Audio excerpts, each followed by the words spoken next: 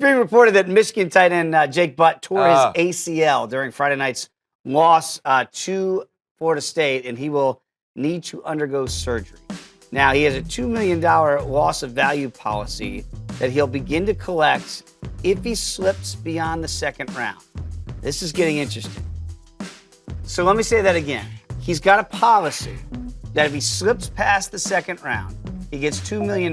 The reason why we emphasize that is this going to incentivize kids to play and take out more of these policies, which, by the way, they and their families have to pay for it. These aren't free of charge when you get these policies. So Jake Butt said, I'm going to get a policy to safeguard me in case of injury. Now I have said injury.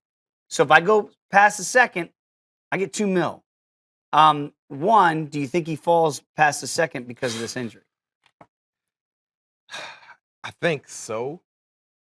I do too. Because before this injury, the two top tight ends that were first round guys, O.J. Howard, Jake Butt.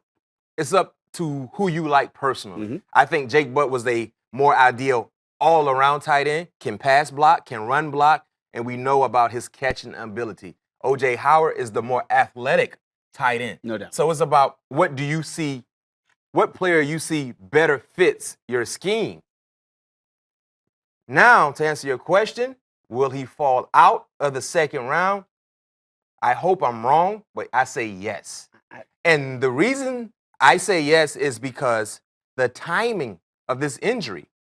So this is basically the new year. Let's keep it real. He will not have surgery until 2017. Mm-hmm. Wait for the swelling to go down. Exactly.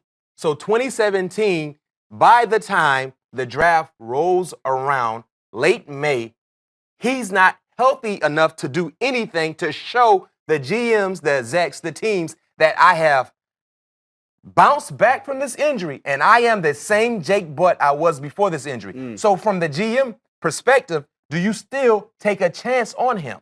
On a tight end. Not knowing if he can ever get back to being the player that he was before the injury. It's got some Jalen Smith to it, who went in the second round last year to the Cowboys, and dare I say, it looks like a wasted pick. Hopefully Jalen Smith proves me wrong and becomes a stud. But a second-round pick for a guy who had ligament damage, right? And now you've got an ACL here with Butt. Yeah.